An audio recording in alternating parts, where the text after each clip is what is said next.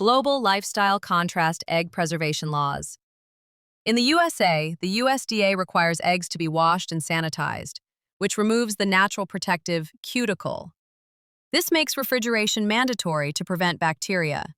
In Europe, eggs are not washed, but chickens are vaccinated against salmonella, allowing eggs to be stored safely at room temperature. Washing machine placement. Most European apartments feature washing machines in the kitchen due to limited space and centralized plumbing in historic buildings. Americans typically had a dedicated laundry room or a mud room, as their homes are generally larger and built with separate utility zones. The tipping economy. In America, a 20% tip is a social obligation because service staff earn a sub-minimum wage.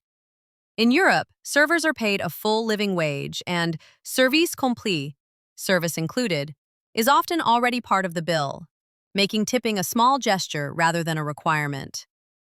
Urban design, walkability. European cities are huge.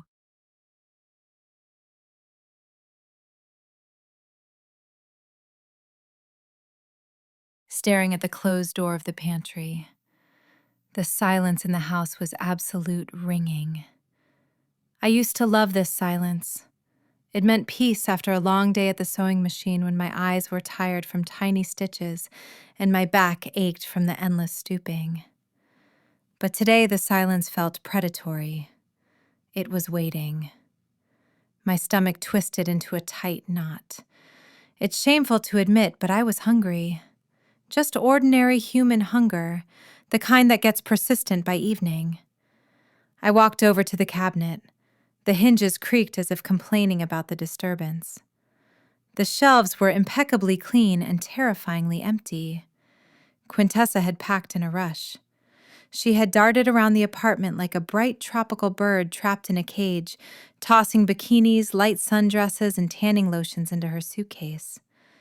I remembered how she stopped in the doorway, already wearing her shoes, and held out her hand. "Mama, give me your card just in case. What if the ATM down there doesn't work or something?" "But Quintus," I tried to object, feeling a chill run down my spine. "That's my whole Social Security check. What am I supposed to live on for 2 weeks?" "Oh, don't start." She rolled her eyes, snatching the plastic card from my fingers. "You've got a full jar of grits. Boil them up, add a little butter, and it's beautiful. It'll be good for you to detox. Doctors advise a diet for everyone at your age. Don't invent problems where there aren't any. I deserve this vacation." And she left. She flew off to Miami, to the sun, to cocktails with little umbrellas, taking my money, my peace of mind, and, as it turned out, my food with her. Grits. Right, she mentioned grits. I reached for the top shelf where the old glass jar stood, labeled grits, in my own handwriting some 20 years ago. The jar felt suspiciously light. I took off the lid and looked inside. At the bottom, amid some grayish dust, lay a few lonely grains. There wasn't enough to feed a sparrow, let alone a grown woman. She had lied. Or maybe she just didn't care. She hadn't even bothered to check if there was food before condemning me to this starvation diet. She just threw words out to silence my anxiety and forgot about me the second she called her Uber. My chest went cold. It wasn't the kind of cold you get from a draft. It was ice that starts growing from the inside when you realize that the person you carried, nursed, and raised isn't just selfish. They are cruel. I closed the jar and put it back. The sound of glass against wood rang out like a gunshot. I had to do something. Maybe some loose change. Quintessa often scattered coins, shaking them out of her jeans pockets. I headed to her room. Chaos reigned here. Clothes were strewn on chairs, open tubes of lipstick on the vanity, crumpled receipts on the floor. I started methodically searching the surfaces under a stack of glossy magazines. Nothing. In the jewelry dish, empty. My gaze fell on a crumpled piece of paper carelessly thrown at the trash bin, but missing the mark. I bent down and picked it up. It was a printout of the hotel reservation and flight itinerary. I smoothed the sheet out on the tabletop. The letters danced before my eyes, but I saw the total figure immediately. It was bold, black, and merciless. The amount my daughter had spent on 2 weeks of beach relaxation was exactly equal to 3 months of my benefits. 3. I stood in the semi-D darkness of her room, and it felt like the walls were closing in. For years, I had darned my old stockings. I had turned coats inside out to remake them, coats I'd been wearing since before the turn of the century. I denied myself an extra peach to buy her the best shoes for school, then for college, then just because. Mama, this is what's in style now. I walked out of her room, pulling the door firmly shut behind me, as if cutting myself off from that smell of carelessness and betrayal. The living room met me with silent grandeur. I walked in. Here, in the light of the street lamps filtering through the heavy velvet curtains, stood them, my treasures, my jailers. The antique oak buffet, carved and heavy as a tombstone. Inside, behind the glass, the crystal and fine Haviland Limoges porcelain gleamed dully. A service for 13, which we had eaten from maybe twice in our lives. This is for a Quintessa's wedding, I used to tell myself. The wedding never happened, but the china waited. On the dresser stood a silver tea service that had come down to me from my grandmother. Next to it, a jewelry box with pieces I never wore because where would an old woman like me go in this? Let it stay for the grandchildren. In the hall closet hung fur coats smelling of mothballs, which Quintessa contemptuously called dust collectors, but which were worth a fortune. I looked around my living room. This wasn't a home, it was a museum, the Quintessa Johnson Museum. And I wasn't the mistress of the house. I was the unpaid curator. A curator who shuffles around in worn-out slippers, wipes dust off the exhibits, and starves to death so that one day a visitor can come and take everything without even saying thank you. My stomach growled treacherously again, but now something else was mixed with the sound. Anger? No, anger is a hot feeling. This was clarity. Icy, crystal clear clarity.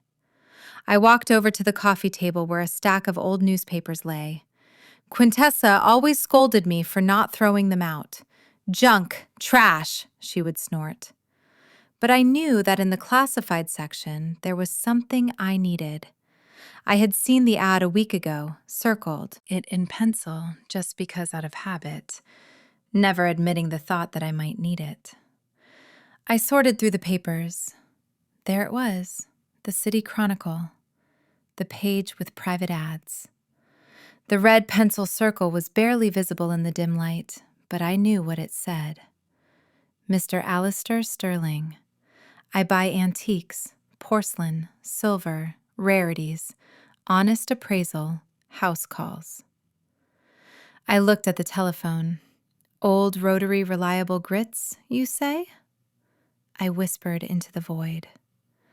I picked up the receiver. The dial tone was long and steady. I started turning the dial, entering the number digit after digit. Every turn of the dial took effort, as if I were cracking a safe where my own life had been locked away. It started ringing. 1, 2, 3.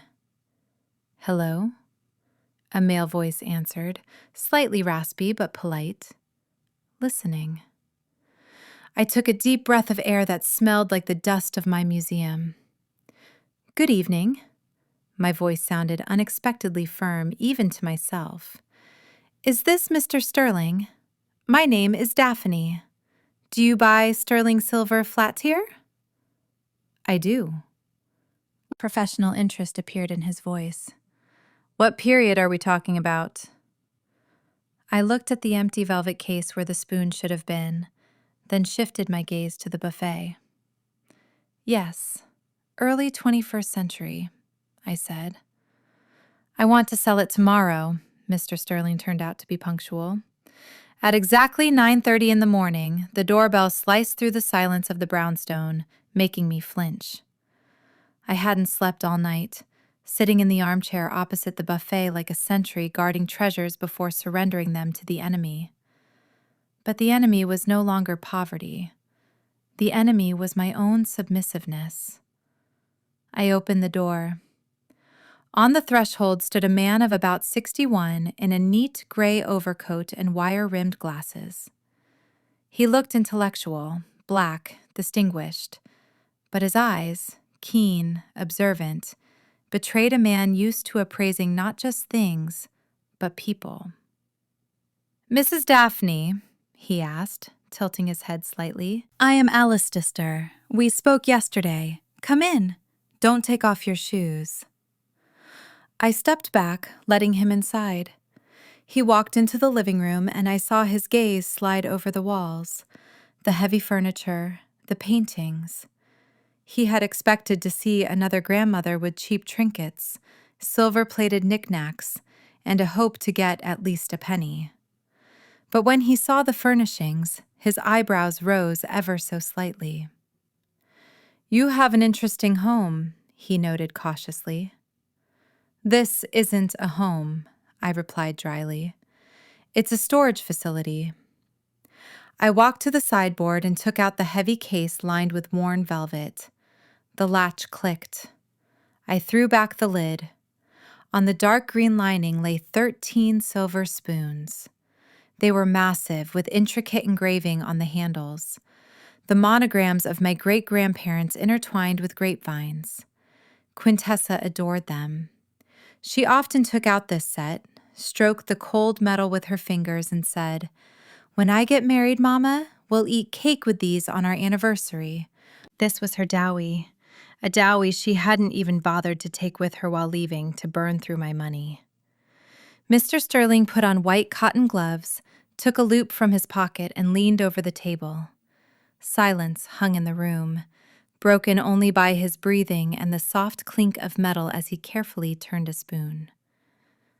"Gorham Chantilly pattern," he murmured more to himself than to me. "Early production. The condition is marvelous. These have hardly been used." "Never," I corrected. "They were admired."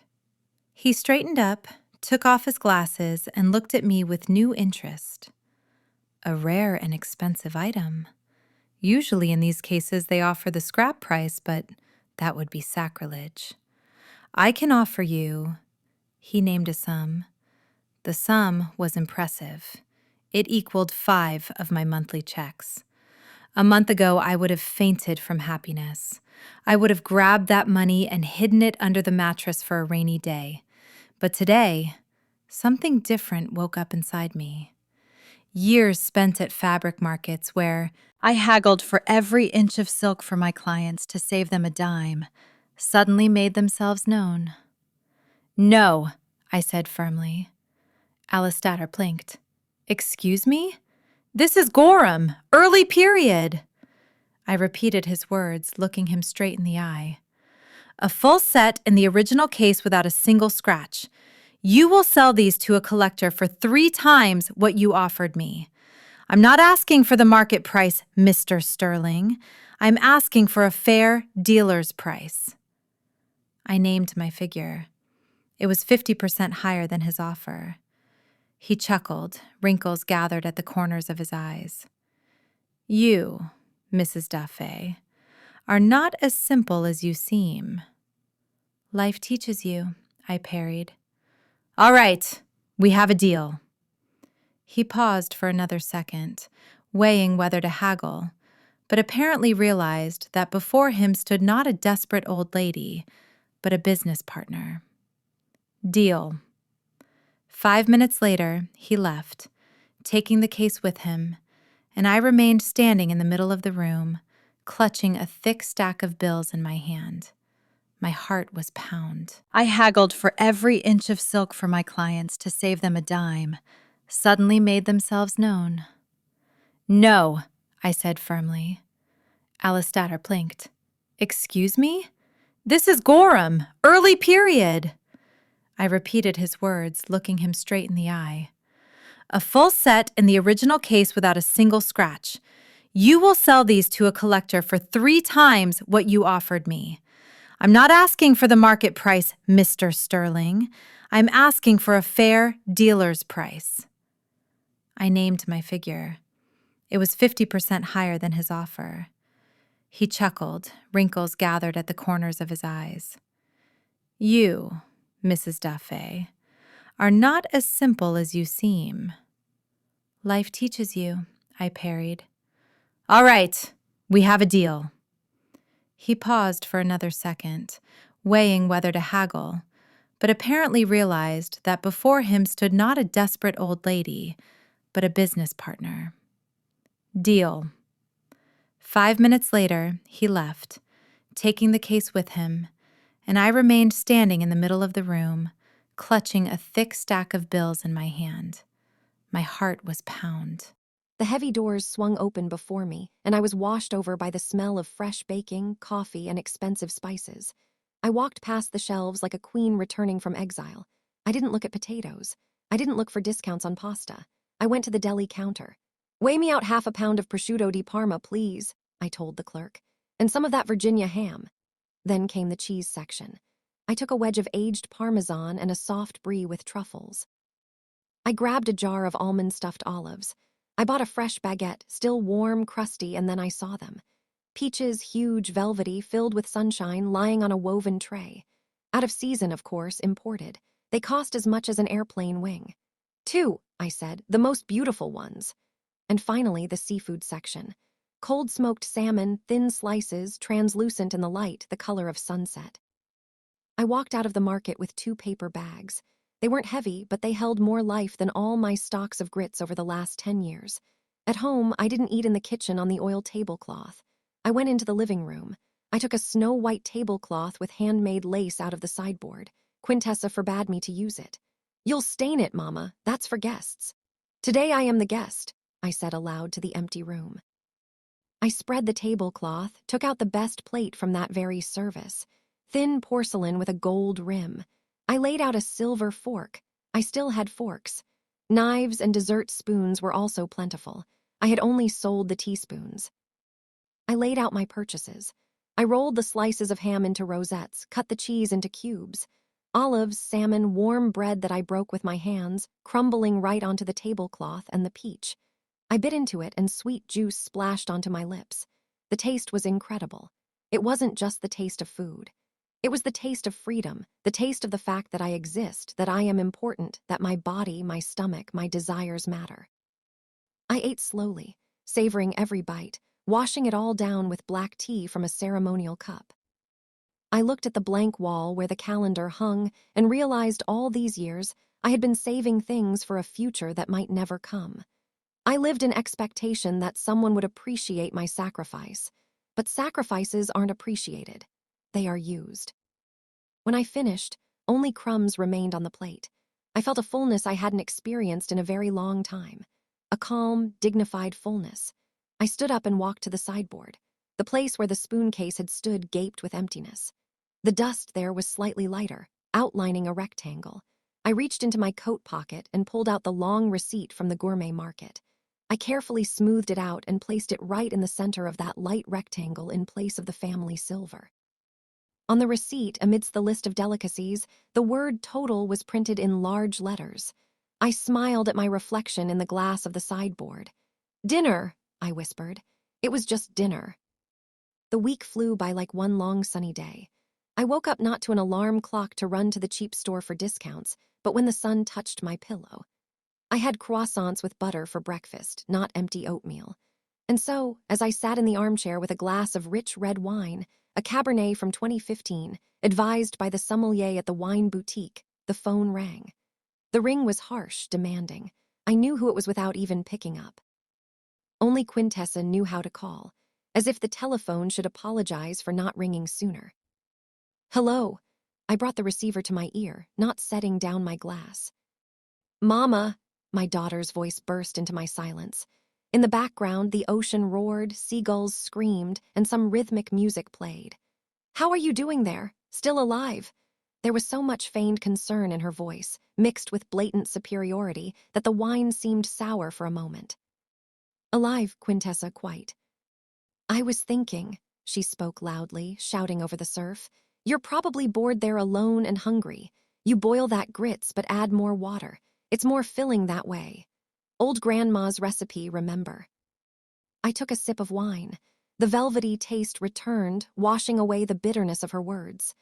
"I'm managing," I answered calmly. "Don't worry." "Oh, come on. Don't put on a brave face," she chuckled. "I know you've got nothing to eat there, but it's okay. Hold on for another week. By the way, I saw a fridge magnet for you shaped like a dolphin. If, of course, you don't run up the electric bill while I'm gone because I know you'll forget to turn off the light in the bathroom, and I'll have to pay for it later." She spoke to me like an unreasonable child, like a burden that needed to be controlled even from 1,000 miles away. Before I would have started making excuses, I would have said, no, baby, I'm saving, I don't even turn on the TV. But now I just smiled at my reflection in the dark window. "I'm finding resources Quintessa didn't even suspect existed," I uttered, looking at the wine bottle on the table. "So don't worry about the lights." "Resources," she laughed again, and there was so much smugness in that laugh. "What are you talking about? Found some change in the sofa or went to Miss Theodosia for salt? Look, don't embarrass me in front of the neighbors. Don't go around with your hand out. All right, I got to go. We have a pool party. Don't get bored there with your porridge." Click. She hung up, confident in her complete, undivided power over me. In her picture of the world, I was sitting right now in a dark kitchen, choking on plain porridge, counting the days until her return, so I could gratefully accept a magnet and a new portion of reproaches. She thought she had broken me, that the hunger training was successful. I finished the wine, feeling the warmth spread through my body. "Pool party," I repeated, placing the empty glass on the table. "Well, I have my own plans, too." I picked up the notebook lying next to the phone. On the open page, a time was already written down. Tomorrow, 11:00 sharp. Alistair S. I had planned to sell the wardrobe. That huge oak closet in the hallway that took up half the passage and always snagged my sleeves with its carved corners. It was antique, expensive, but I hated it. It was a dark spot that absorbed light. But after the conversation with Quintessa, I changed my mind. The wardrobe, that's too much hassle. Movers, noise, dust. I wanted something elegant, something that would hit her just as painfully as her words about watering down the grits. I got up and went to the dresser in the bedroom. There in the top drawer lay another jewelry box, smaller. I opened it. On a velvet cushion lay a brooch, an antique gold piece in the shape of a twig with leaves studded with small diamonds and a large dark ruby in the center. This ruby burned like a drop of thick blood. Quintessa adored this brooch. She never asked for permission, just took it when she went on a date or an office party. "Mama, it's vintage. It's all the rage right now," she would say, pinning the brooch to the lapel of her blazer. She considered this thing hers, just like the apartment, just like me. I took the brooch in my hands. The stone was cold but quickly warmed up in my palm. I remembered how Quintessa once lost the clasp from it and didn't even apologize. "Well, fix it. You're a seamstress," she tossed out then, and I fixed it. Tomorrow, Mr. Sterling would come to appraise the wardrobe, but he wouldn't leave with it. In the morning, the antique dealer was precise as always. "Good morning, Mrs. Daphne," he smiled, tipping his hat. "Ready to part with the giant in the hallway." I shook my head, inviting him in. "I changed my mind about the wardrobe, Alistair. Changed my mind for now. Too much fuss. I have something else for you instead.